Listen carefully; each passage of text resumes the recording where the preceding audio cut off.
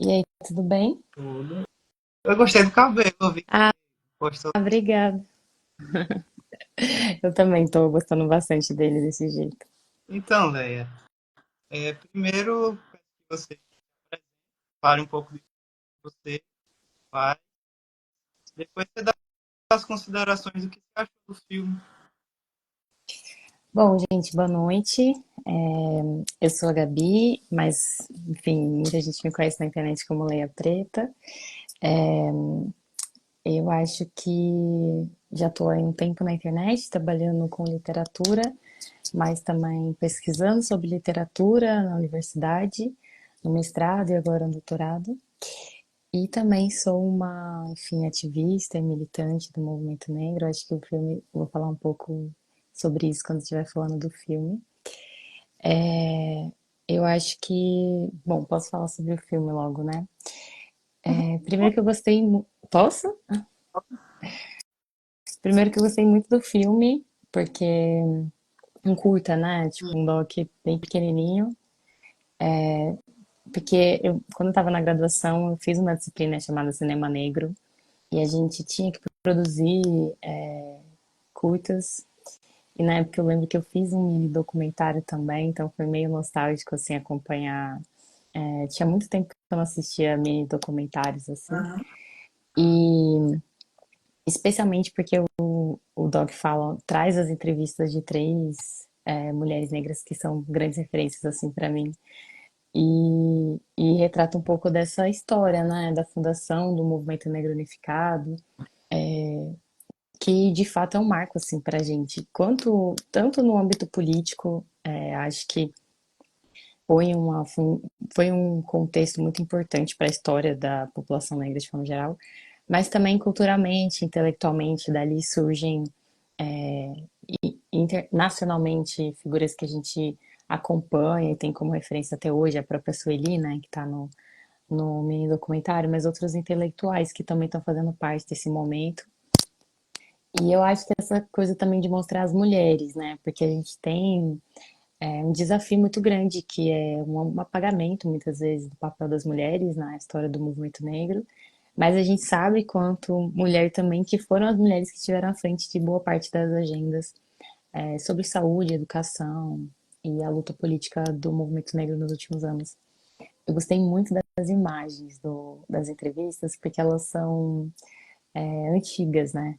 E isso me pegou um pouco. Eu até fiquei pensando, acho que as imagens são do Coutinho. Daí eu fui ver na ficha técnica, depois no final do documentário, são de vários acervos, né? Mas o Coutinho está acreditado também, porque eu acho que é também interessante, assim, resgatar um pouco dessas imagens, desses vídeos, que às vezes a gente não acessa tanto, e de mulheres que estão vivas ainda, claro, para contar as suas histórias e trazer um pouco para a gente essas perspectivas.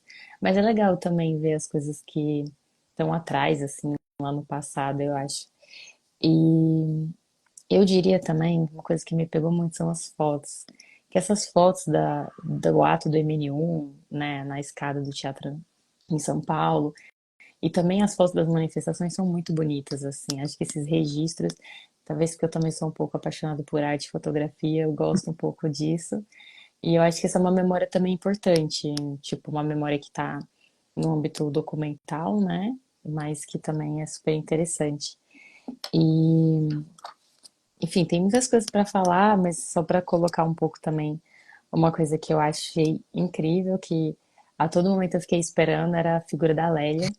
E achei o máximo que as diretoras trouxeram e roteiristas trouxeram ela, assim, nas entrevistas, no mini-doc.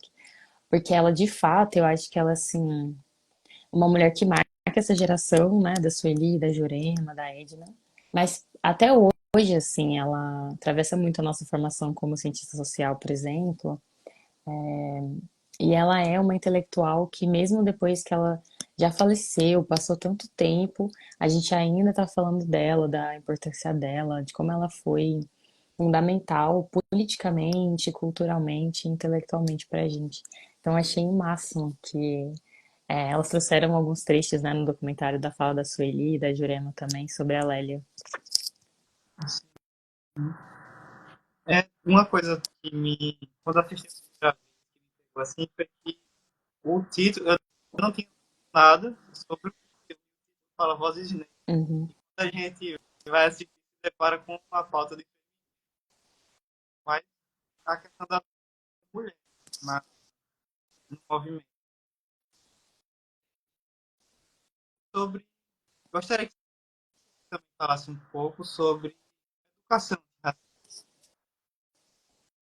Sobre como é que o racismo dentro das escolas, dos dois lados, né? Tanto do lado do estudante quanto do professor, da escola. Né? O áudio tá cortando um pouco pra mim, não sei se é o meu fone. Ficou, Aqui tá, mas pode ser. deixa eu tentar ouvir bem, Estou ouvindo, mas eu não tô te ouvindo, acho que. só o meu. Deixa eu ver se. É Oi? só o meu, né? É, quando você fala, às vezes dá uma picotada. Repete pra mim, pra ver agora. Tá. Eu gostaria que falasse um pouco mais, vou resumir, né, sobre educação racista. Educação antirracista. É, Ah, bom, acho que é só mais. eu estou fazendo as perguntas, mas você fique à vontade para falar do que você quiser. Tá. Não, acho que essa é uma agenda que a gente tá travando há bastante tempo, né? E talvez até fazendo um diálogo assim com o documentário Vozes Negras, atravessa muito a agenda levantada especialmente pela Sueli.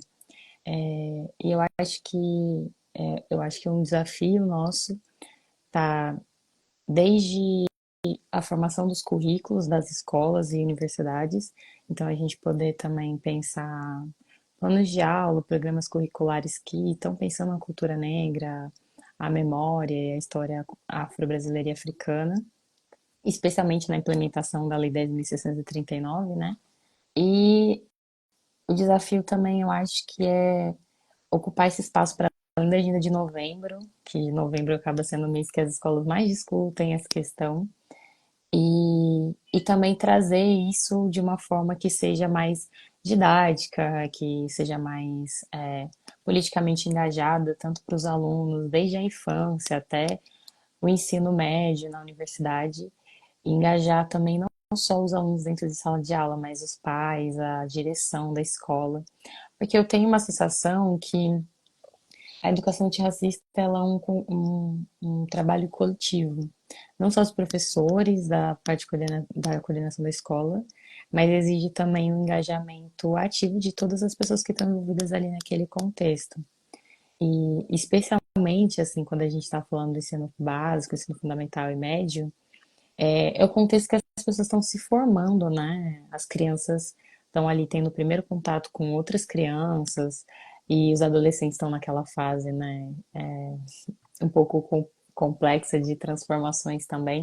E tem que ser um espaço mais positivo, assim. Eu acho que eu fico acompanhando essa experiência, a minha experiência na escola e dos meus irmãos mais jovens. Eu acho que a gente caminhou um pouco nesse sentido. A gente tem uma juventude mais engajada, eu diria assim. E especialmente na universidade, a gente tem feito cada vez mais esse debate na formação, nos currículos.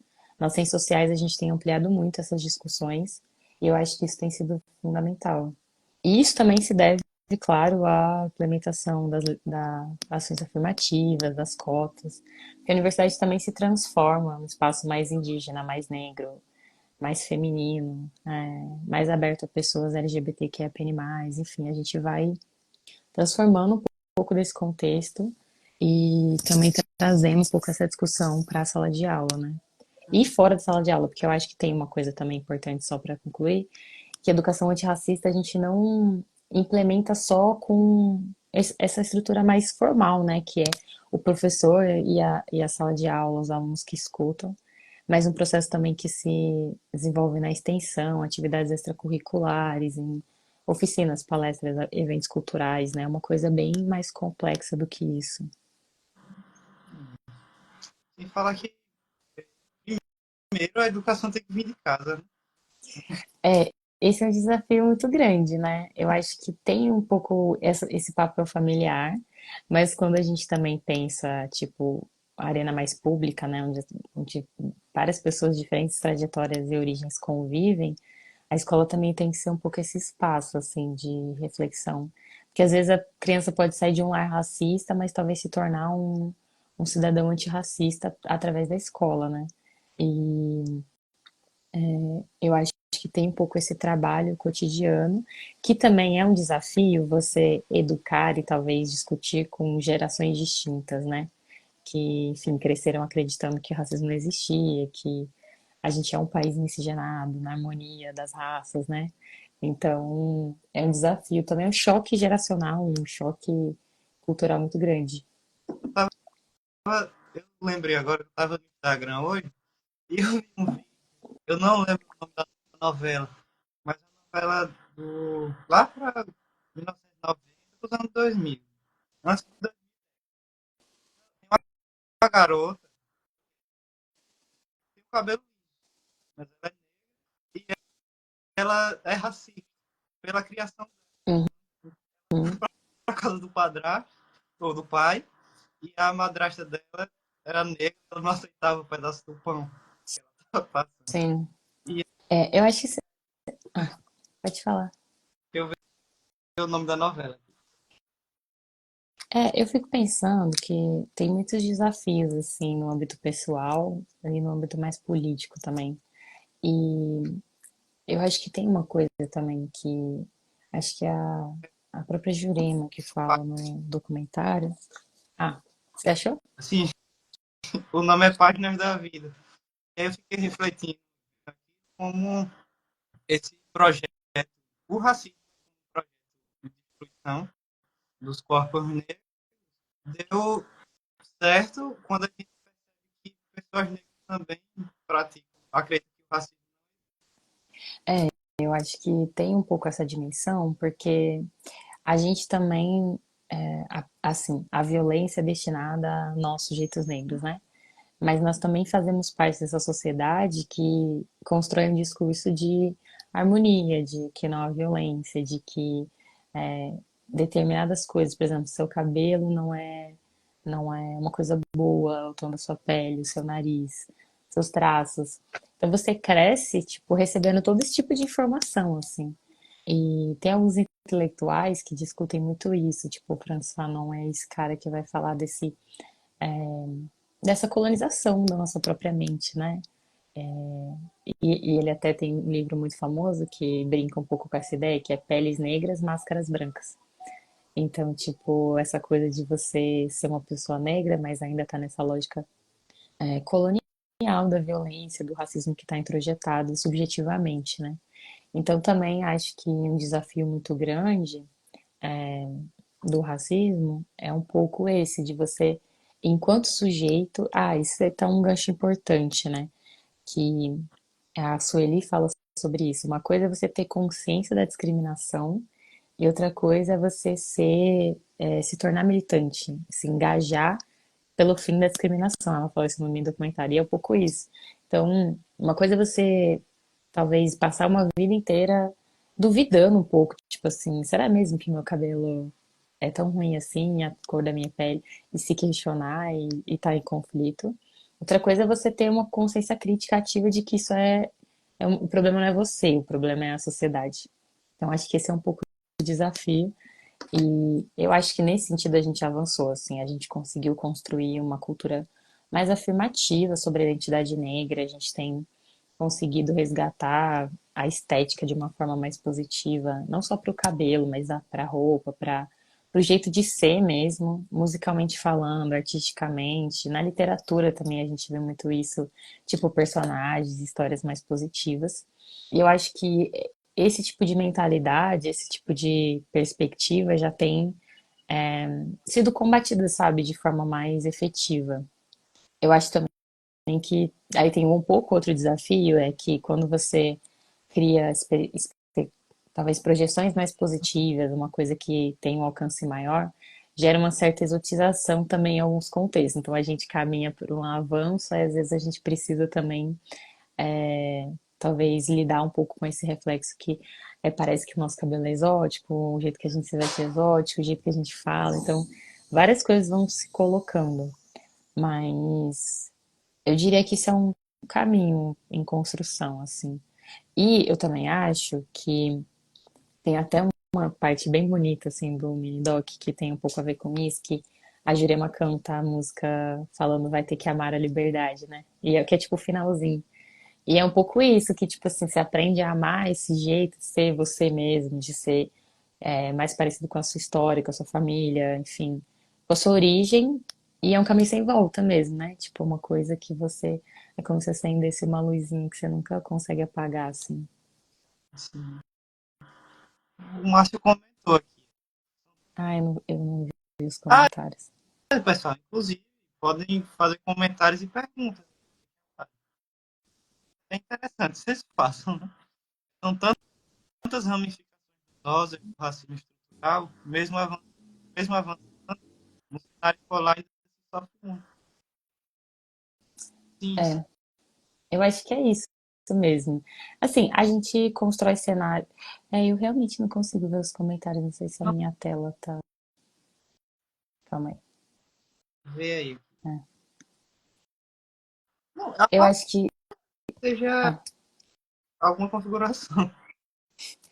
não, é só porque talvez seja o meu celular que, que tá meio congeladinho. Eu acho que é um pouco isso mesmo. Eu acho que a gente tá sempre numa linha muito tênue, e eu acho que isso é uma coisa interessante sobre o ativismo negro.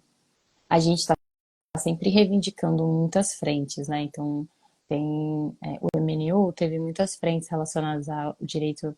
Eles atuaram, por exemplo, né? Falando um pouco do documentário, eles atuaram diretamente na Constituinte de 1988.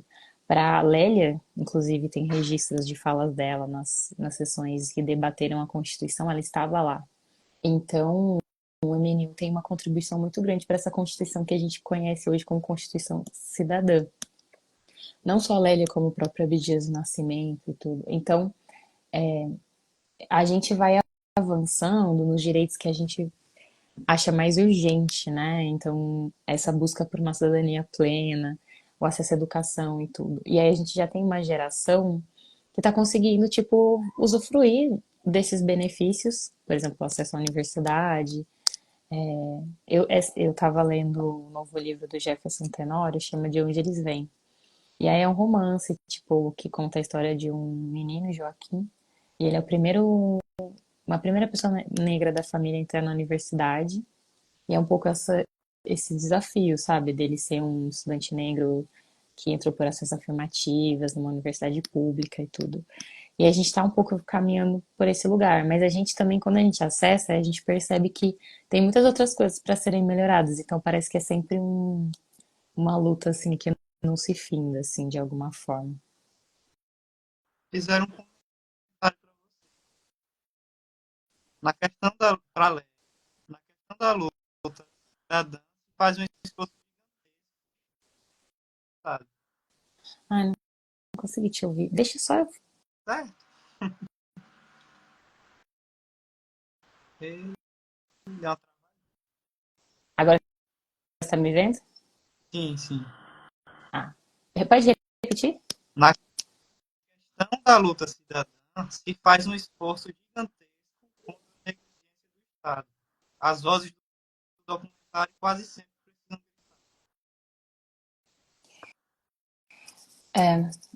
Sim, acho que sim, assim. Bom, primeiro que eu acho que ver e ouvir essas mulheres, assim, é muito marcante. Eu até falei isso no começo, né, da minha fala. Eu acho que tem uma potência muito grande. Tipo, a Jurema Batista, talvez ela não tenha tanta visibilidade como a Sueli Carneiro, por exemplo. Mas ela, tipo assim, ela fala, né, que ela foi eleita vereadora, depois deputada, e ela foi até indicada ao Prêmio Nobel da Paz, assim, então, às vezes a gente passa, tipo, parte da nossa vida sem conhecer essas pessoas, sem conhecer essas histórias. Eu acho que isso também é um pouco uma ferramenta do racismo, assim, da gente não poder, por exemplo, a gente falou sobre educação antirracista, e a gente não estudar sobre essa perspectiva da resistência negra na escola. Então, você passa boa parte do tempo, você aprende sobre escravidão, sobre violência, sobre toda a experiência colonial do jeito mais violento possível. mas a gente conversa pouco sobre as revoltas, sobre os processos de resistência, sobre a fundação dos quilombos, sobre as personalidades negras que persistiram e foram figuras livres. A gente fala pouco sobre as organizações coletivas que compravam as cartas de alforria das pessoas negras, sobre o impacto de outras expressões religiosas que contribuíam para, enfim, para a resistência. A gente fala pouco disso e, ao mesmo tempo, também, quando a gente vai ao século XX, a gente fala pouco sobre a Frente Negra Brasileira, sobre a imprensa negra, sobre o Teatro Experimental do Negro, sobre a MNU. Então a gente passa uma vida achando que agora, tipo, isso é um erro também muito comum. Agora a gente fala sobre racismo, agora a gente está discutindo isso, quando é uma coisa já de muitos anos, assim, de séculos, né? Então, também poder ouvir essas mulheres, um pouco relembrar isso e também e perceber, tipo, nossa, eu passei. No caso, eu já as conhecia, né? Mas assim, para quem não conhecia, por exemplo, passei a minha vida toda e não sabia quem elas eram, não sabia que o MNU existiu. Então, acho que também entra um pouco no que a gente conversou sobre educação antirracista e um pouco essa. Quando você não conhece a própria história, né? É muito difícil também saber para onde que você vai, que tipo de futuro que você pode trilhar.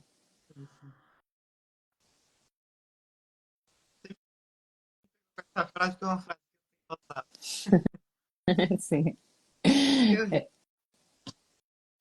Tá, tem mais alguma abordar agora? Pode seguir seu roteiro. Ah, eu ia falar. Eu tinha feito algumas anotações, mas eu ia falar um pouco sobre essa coisa da discussão de gênero e raça, que eu acho que o documentário fala e eu acho bem legal, que é essa coisa do, assim, começa como um movimento de mulheres negras que estão ali construindo a MNU com homens negros, então falando sobre o racismo, mas a Lélia também é um divisor de águas para começar a pensar a experiência das mulheres negras. Então, também acho importante porque é a partir dessa linha e de figuras como a Sueli e a Jurema Werneck, que não está no documentário, mas é uma referência importante, de mulheres que vão começar a pautar um feminismo negro, né? E a gente hoje tem uma expressão cada vez maior disso. E a gente começa a discutir um pouco essa cisão também de uma perspectiva embranquecida do feminismo e, e um movimento negro que também é machista. Então a gente está um pouco nessa linha de também pensar a experiência das mulheres negras. E a Lélia Gonzalez é super importante porque ela vai elabora, né? Como algumas figuras sobre a construção da identidade das mulheres negras são violentas, né? Então essa coisa da ama de leite tem alguns textos dela, né? Da trabalhadora doméstica, da mulher negra que sempre cuida do filho dos outros, não consegue cuidar do próprio filho. Então, todos esses estereótipos, esses contextos violentos que são muito comuns, às vezes foram as histórias das avós e mães de muita gente, ela começa a elaborar e problematizar. E essas intelectuais vão um pouco no caminho junto com ela. E ali naquele momento, no MNU, estava começando, né? Estava se solidificando, eu acho. E tem uma coisa interessante também que, apesar das diretoras roteiristas não falarem isso no Minidoc, quando a gente fala do ano da fundação do MNU, né, 78, a gente volta no tempo e pensa o que estava acontecendo nesse contexto, a ditadura, né? Então a gente também está num cenário de que existia ditadura militar, todo tipo de violência, todo tipo de, enfim, não existia direitos humanos, né, nesse cenário. Todo tipo de conflito estava girando em torno desse regime político. E a experiência da fundação da MNU, as lutas travadas pelo movimento negro, no mesmo contexto que estão acontecendo várias independências no continente africano e esses intelectuais negros dialogavam e apoiavam e conheceram vários dos independentistas de países africanos, que a nossa ditadura está explodindo. Então, assim, parece um cenário assim inimaginável para esse tipo de luta, sabe?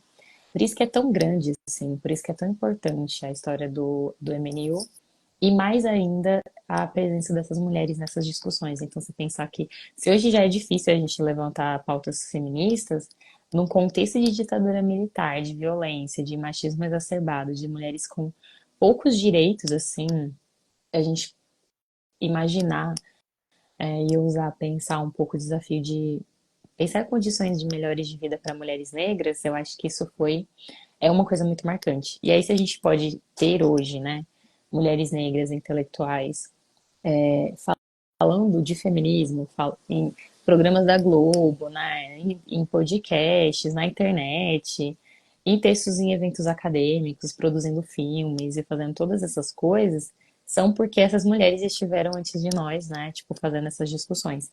Então, eu acho que eu fico pensando um pouco nisso. E o mini-doc é muito, talvez, assim, muito efetivo em trazer essa discussão. Porque eu acho que isso é muito desafiador. Às vezes você olhar para a história do movimento negro e tentar enxergar as mulheres ali, a pauta enfim, a pauta feminista e feminina, e até os desafios que é também enxergar esse rótulo, essa construção de um feminismo negro, ou só se aproximar ou estar distante também dessa linha política. E aí, o que é interessante também é que essas mulheres estavam diretamente envolvidas na luta partidária, elas disputaram vários espaços, né? Então, hoje a gente fala muito, temos que ocupar os espaços. Acho que é um reflexo um pouco disso também. No caso da Jurema aqui, que foi deputada, que foi vereadora, que esteve dentro do PT, a própria Lélia, foi do PT, depois saiu, foi pro PDT e se candidatou a deputada também, mas não foi eleita, ficou como suplente. Então, assim, foram mulheres que disputaram esses espaços. Eu acho que elas mostram também um pouco que as diferentes frentes que a gente pode atuar e também mostram que a organização política é necessária. A gente não, a internet é interessante, a universidade também, a gente está fazendo vários debates, mas esses espaços também não podem estar esvaziados, né? Eu acho que isso também é uma coisa que me marca bastante, assim, porque é nessa política institucional que algumas coisas podem ser feitas, né?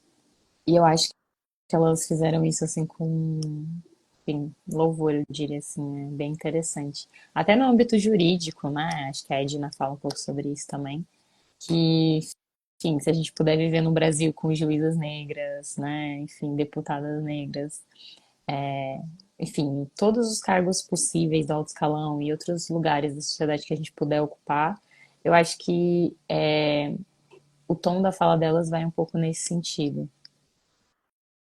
Uhum. Teve algo que vai fugir um pouco do que a gente está falando, mas na última sessão presencial, que a gente também faz as mostras, foi com a professora Kátia na, no campus que eu estudo, na UFES. E ela estava falando sobre, a partir do que acredito que foi, falou sobre o que ela sentiu medo de um homem negro, por, né? E começou a falar sobre como o medo da sociedade falocêntrica, né? O medo que a gente tem de homem e principalmente de mulheres para homem, e quando isso se aplica aos homens negros, triplica esse medo, esse preconceito, até mesmo para as próprias mulheres negras, né? E como a gente vê eles como algo que vai destruir. Você tá, ela até deu um exemplo assim que ela não, foi uma colega que estava na sessão deu um exemplo de estar num beco escuro, passando por lá, vem um homem branco, você vai se desconfortável, mas talvez não sinta a mesma coisa que você vai sentir se vier um homem negro. É, eu acho que isso, talvez assim, a imagem de um homem negro violento, predador, agressivo, violentador, né? Eu acho que é uma das projeções mais, talvez assim, mais fortes que o racismo conseguiu construir, sabe? Eu acho que é tão difícil, às vezes, a gente desconstruir essa imagem que a gente está, tipo assim, há muito tempo tentando romper com isso. E eu acho que isso é uma coisa que a gente vê nos filmes, nos livros, séries, a gente vê as pessoas falando, especialmente em noticiários, especialmente em programas de notícias de criminalidade, né? Então são essas imagens que ficam. É como se a gente. Minha avó fala muito isso, tipo, uma mentira contada 1000 vezes se torna uma verdade, né? A gente fica criando esse discurso e alimentando. E eu acho que. Ah, você ia É, falar? é parecido com, tipo, com as mulheres. Com as mulheres ela é taxada como ignorante. Uma mulher branca põe, ela é autossuficiente, É. segue essa mesma E sim. E eu acho que esse estereótipo, especialmente da violência, enfim, desse homem negro violento, é o maior desafio que a gente, é um dos maiores desafios que a gente tem hoje, porque a gente consegue ver que a gente tem altos índices de violência contra homens negros, violência policial, a gente fala bastante sobre genocídio da juventude negra, né? Homens negros jovens, que são os que mais morrem pelas mãos da polícia, que estão ocupando mais espaços de encarceramento em prisões, e ao mesmo tempo a gente tem uma sociedade que tem medo dessas pessoas, que julga, que condena antes mesmo de saber. Então, um homem negro ele é condenado antes mesmo de um juiz definir a sentença, né? E eu acho que isso também está um pouco no nosso, no fundo do fundo das nossas mentes, assim. Às vezes, por mais que você estude, por mais que você seja uma pessoa que se engaja nessa pauta, às vezes você tá andando na rua, você se pega assustado. Então, para você entender talvez um pouco quão profundo é essa dimensão do racismo. E aí entra um pouco essa dimensão psicológica do medo. Então a gente precisa até desconstruir isso, né? Tipo, essa sensação que o racismo gera na gente de um medo específico, de uma sensação de insegurança de um sujeito específico. E eu acho que isso é muito difícil. A gente está lutando muito, assim, para sair um pouco dessa zona. E eu acho que é um desafio mesmo. Ao mesmo tempo que quando você é mãe, quando você tem um jovem negro na família, você também tenta ao máximo criar mecanismos para proteger esse jovem, esse homem negro da sociedade. Então é uma via meio que de mão dupla, assim, é um desafio muito grande. E eu acho que o primeiro passo assim que a gente dá nesse sentido vai um pouco também no processo pessoal de cada pessoa, mas também uma discussão sobre essa dimensão mais subjetiva. Então, por que que você tem medo de um homem negro? Tipo, o que que ele te fez? Que tipo de coisas que foram te ensinadas a e fazem você se sentir assim? Onde você alimentou esse sentimento? Tipo, de que forma que um homem negro, tipo, que estava andando na rua, ou uma pessoa negra que você encontrou em alguma determinada situação, te deixou assustado? E que por quê? Tipo, onde que isso te toca? Eu acho que isso é uma questão também um pouco pra gente levar para cada pessoa, assim, que tá um pouco nesse contexto.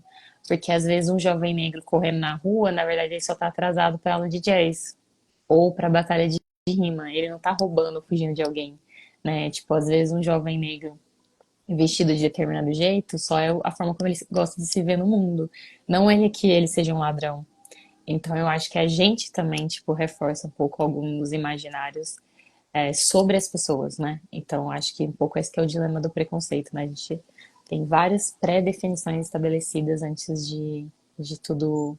E você realmente ter uma troca com a pessoa, de conhecer a fundo, né? O racismo também tem um pouco. A violência racial, ela é tão forte nesse sentido que daí você vai para terapia depois, né? Você vai viver vários processos para poder entender até as sutilezas da violência que você sofre. Então, acho que é um pouco esse desafio, enquanto sociedade a gente tem mesmo, né? Tipo, as coisas que a gente passa para os nossos filhos, a gente discute com os nossos pais e avós, a gente repensa, conversa.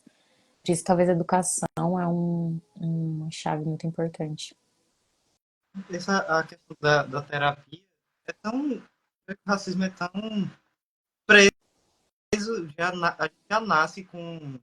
Já nasce não, já cresce nessa sociedade e acaba tendo esses maus costumes, né? E até na terapia tem pessoas negras que não se sentem confortáveis. É desafiador mesmo. Né? Tem profissionais que simplesmente não entendem ou não querem e acaba piorando a situação que está gravada todo dia. Eu acho assim, a pauta da saúde, Eu acho que, se a gente pensar assim, historicamente, o movimento negro levantou pautas centrais, tipo, educação era uma delas, saúde, emprego. Mercado de trabalho, racismo no mercado de trabalho é uma discussão muito longeva, assim, no movimento negro. Especialmente por essa coisa de aparência, aparência desejada, como você tem que se vestir, todos os tipos de expressões do racismo no mercado de trabalho. Mas a saúde é uma pauta muito forte. E eu acho que internacionalmente a gente é reconhecido um pouco pelas discussões que a gente faz sobre SUS, sobre tudo.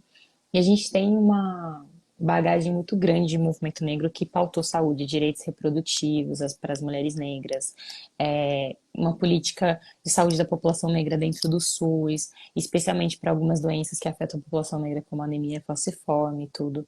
Então a gente tem um histórico muito grande. Mas na discussão sobre saúde mental, a gente tem cada vez mais avançado nos últimos anos. E esse é um desafio muito grande. O primeiro desafio é compreensão de que todas as pessoas precisam de terapia, as pessoas negras também precisam de terapia, né? De acompanhamento psicoterápico.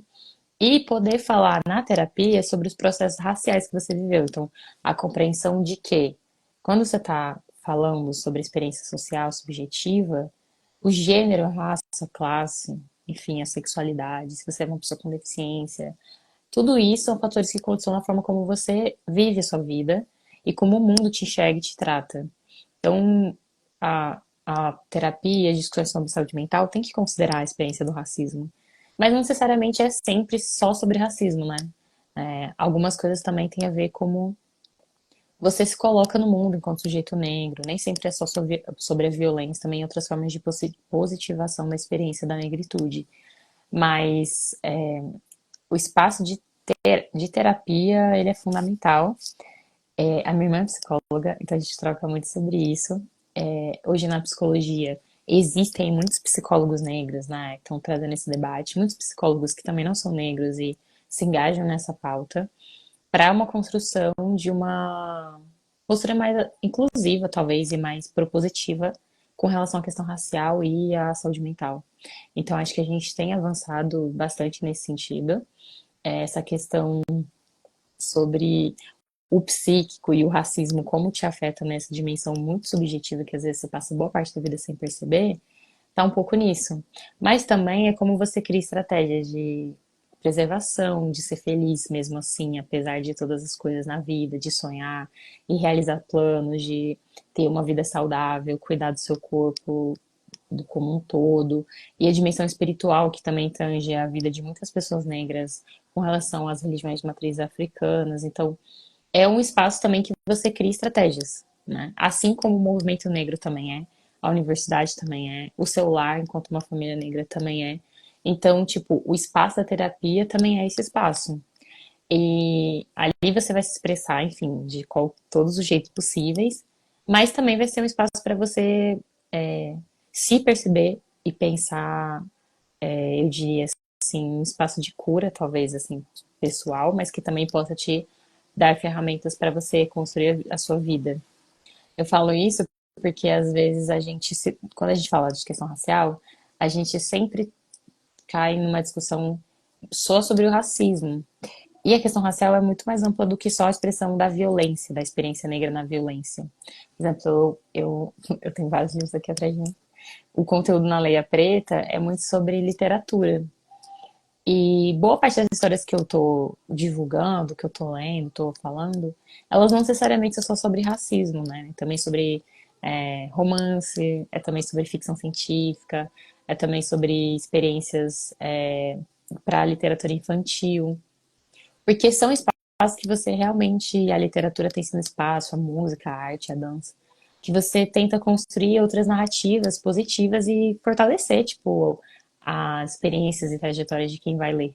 Tipo, então você cria um momento de identificação, no sentido que duas mulheres negras podem se apaixonar, ter uma família, e você pensa, eu sou uma mulher que ama outra mulher também, então isso pode ser super legal, quero viver isso. Então, são espaços que você imaginar, até tipo assim, nem é só sobre vida em Marte ou coisas assim, né? Imaginação nesse sentido, mas imaginar possibilidades reais no mundo que a gente pode viver, assim. Então, eu acho também que quando a gente fala sobre questão racial, também são esses processos de construção de narrativa, de finais felizes, de começos e oportunidades de vida que a gente pode construir. E, por exemplo, algumas dessas mulheres que estão no mini-doc, elas são isso para muitos de nós, assim. Então, eu acho que tem um pouco disso também, sabe? É um desafiador, eu acho que a gente está em muitas frentes tentando pensar outras coisas, mas eu acho que é um pouco isso. Não sei se fez sentido o que eu falei. É isso. Sempre até refletir.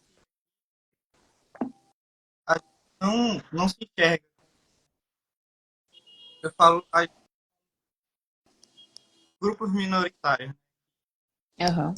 Também tem essa discussão do minoritário. Mas Sim. Tipo, minoritário é. Não é minoritário, mas a gente sabe, né? na cadeia não é minoritário, né? Lá é maioria. Uhum. Então, e eu me peguei pensando aqui sobre como o mundo lá fora já nos coloca como se a gente não pudesse ter um final feliz, uma vida feliz. Né? E isso reflete muito na literatura, no cinema. E a gente não vê, não nos vê lá como protagonistas e como você falou, tem protagonistas negros que são um casal. Ou a possibilidade de duas mulheres negras poder se apaixonar e ser felizes. Né? Geralmente, nessas obras mais antigas, a gente vê, se vê, né? Se é que tem. Quando tem, morre. Se tem um caso É, afetivo, o final é trágico. É sempre sim. assim. Você tem um personagem É. vilão. Não, pode falar o termo, né? Pode falar. Era isso. Não, eu concordo com você. E eu acho que a gente tem, na literatura clássica, né? No cinema mais clássico, a gente vê muitas coisas dos estereótipos. Mas hoje, na contemporaneidade, a gente tem tido tantas coisas legais, assim, sabe? Tem várias escritoras negras que escrevem para o público mais jovem, com histórias de mulheres sáficas e mulheres trans. E aí a gente já está num contexto de imaginar, tipo, o afrofuturismo, por exemplo, tipo os filmes do Pantera Negra, acho que são bem esse exemplo, né? Um futuro que está pensado também numa raiz africana. A gente está podendo viajar, assim, sobre várias coisas mais positivas. E eu acho isso muito interessante, sabe? Tipo, você ter uma geração de crianças que crescem com referências mais positivas que a nossa, também proporciona talvez até uma questão da autoestima, sabe? Uma coisa mais positiva mesmo sobre quem você é. E, e aí tem uma coisa legal que eu acho também, é que assim, por exemplo, tem um livro do Du Bois, ele é um escritor estadunidense, chama O Cometa. Na verdade é um conto, só que está publicado aqui como livro. Tem um conto e tem um ensaio crítico depois do conto. E aí ele imagina um cenário em que, tipo assim, passou um cometa em Nova York e o mundo ficou congelado, tipo assim, as pessoas paralisadas por um dia. E só fica consciente um homem negro e uma mulher branca. E aí, nesse dia, não existe, é como se não existe sociedade, não existe violência, não existe dinheiro, não existe nada, só os dois no mundo. E é um pouco um cenário para poder imaginar como que seria uma vida se a gente. Como que você ia viver a sua vida se o racismo não existisse? Tipo, como que você ia interagir com uma pessoa branca se o racismo não existisse? Especialmente no contexto dos Estados Unidos, que teve passava segregação racial, tudo isso. Enfim, eu não vou dar muitos spoilers só para vocês ficarem interessados em ler a história. Mas o Como conto é muito interessante. Hã? é o nome? O Cometa, chama O Cometa. O conto é super interessante porque vai mostrar também assim como as pessoas são programadas, né, construídas socialmente para agir de determinado jeito em sociedade. E se a sociedade que a gente vivesse não fosse assim, a gente poderia ter tantas outras coisas, sabe? A gente poderia viver de outros jeitos. E esse conto é bem legal, é um exemplo literário em que a gente extrapola extrapola a literatura, a gente está no âmbito não só da imaginação, mas de um sonho político também, né? De uma ruptura com valores que a gente já não acredita mais.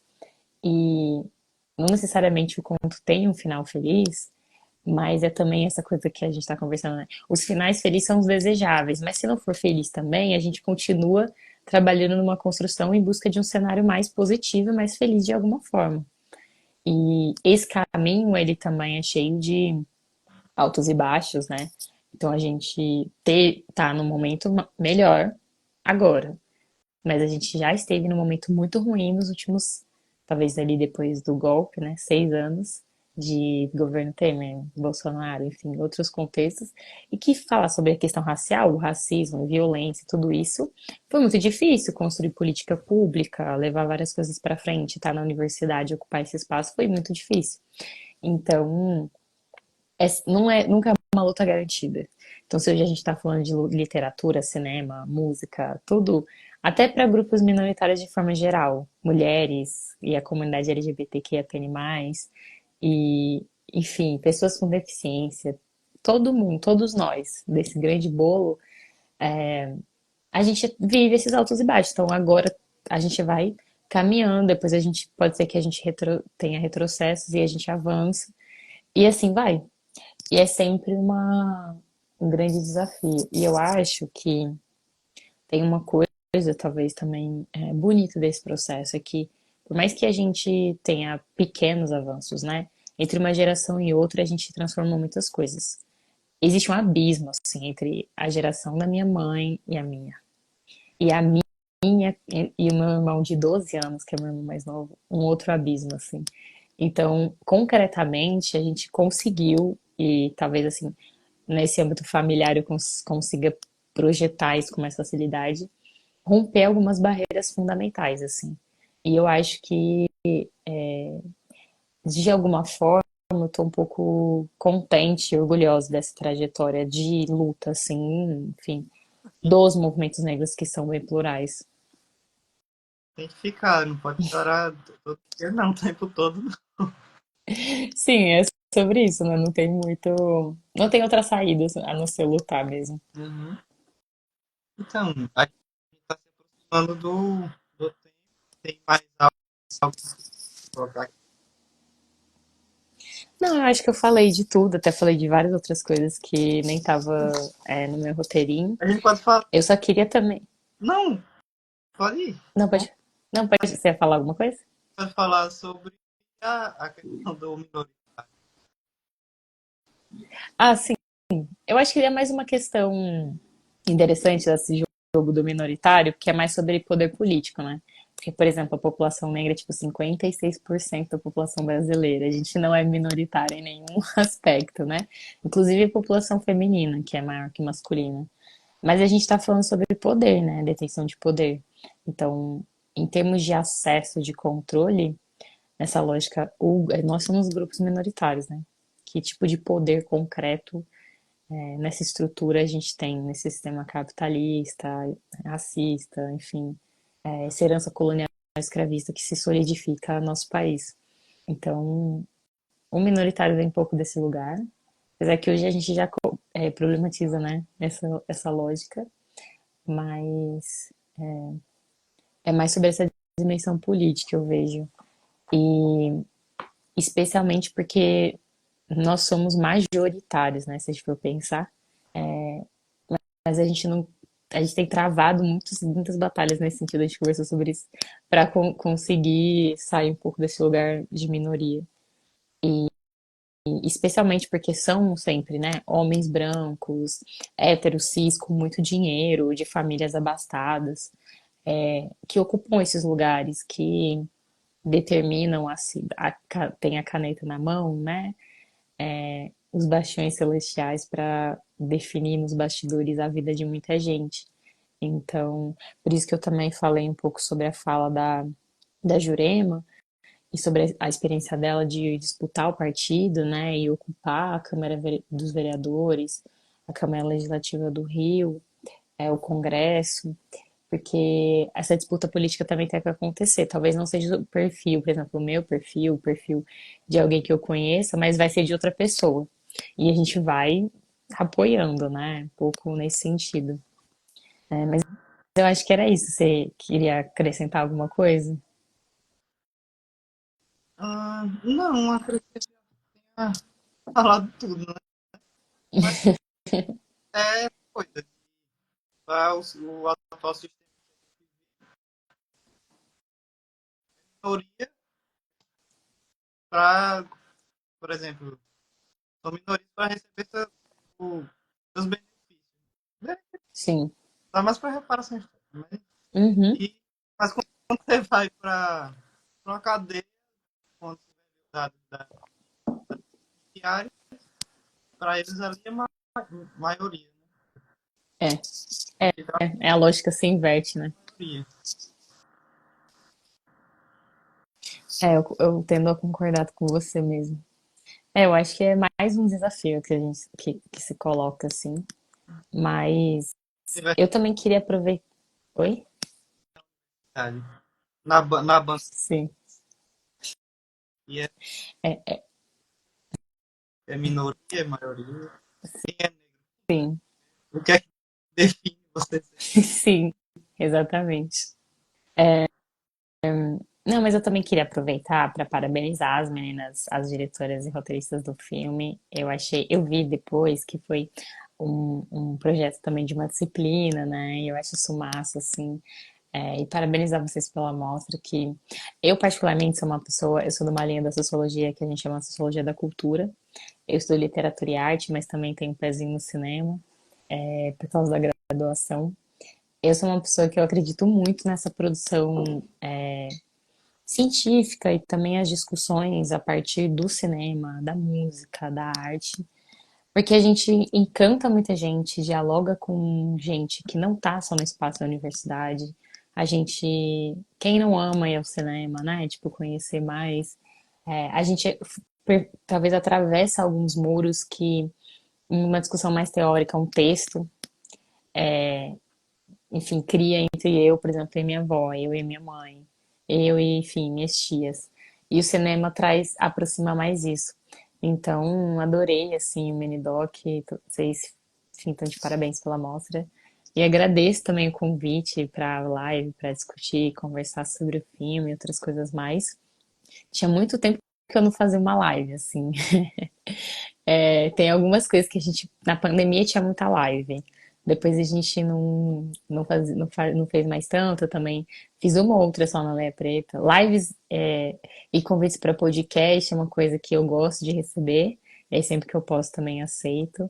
Então, agradeço mesmo o convite e eu espero que a gente possa um dia, não sei, estar presencial, fazendo uma discussão mais, enfim, sem a tela do celular. Eu tô. Eu Não ouvi, ficaria te, não. eu ficaria te muito. Ai, muito obrigada pelo elogio. Eu vi, eu vi, eu vi os vídeos de vocês, as discussões presenciais, achei o máximo, fiquei pensando que ia ser super legal. Sempre é bom, é sempre bom. Nós temos também É, filmes e, inclusive, tá num link que eu mandei para você, sim, o sim, eu vi. 4 da Mostra, você pode ver lá. Claro, Só tem. não, com certeza. Ah, tá. Não, mas eu vi, eu também vi, dei uma olhada nas outras lives que vocês já fizeram. Uma galera muito interessante, umas discussões muito boas também. É, eu acho isso o máximo, assim. Então continuem, espero que tenham outras edições também. E sempre que vocês precisarem, podem me convidar. Nossa, se houver outra, pode ter certeza que eu chamo. Vai haver, né? Vai haver. Então, obrigado, Léa, por participar. Nada, nada, E que isso. agradecer a quem participou também. Fica por aqui, mas a gente se vê em outras oportunidades. Terão outras. Claro, com certeza. Também estou sempre à disposição. Agradecer o pessoal que acompanhou a gente aqui. E dizer também que podem me acompanhar pela Leia Preta, quem quiser me escrever também pode me escrever. E eu sempre demoro um pouquinho às vezes, mas eu respondo todo mundo. Gente, é isso. Acho que é isso. Beijos, boa noite, bom sábado, boas festas para vocês que estão acompanhando a gente, para você também, Norberto. Boas festas. E, enfim, todo mundo ansioso para 2025 e espero que seja um bom ano para todos nós. Sim, Tchau, sim. gente. Tchau. Obrigado. Nada. Aí você desliga aí. Pode sair. Sim, eu vou sair. Eu vou sair. Só que eu acho que o meu. Não, no seu tempo aí.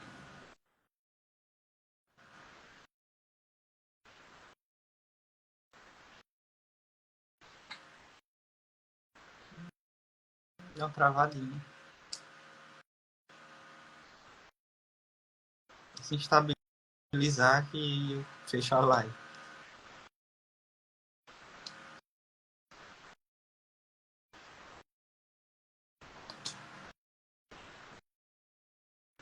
Então, gente, obrigado a quem participou até aqui, quem ficou até aqui, quem contribuiu com perguntas, né?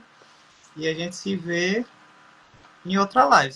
Vocês vão ficar sabendo, né? Vocês vão ficar sabendo que vocês estão acompanhando aqui.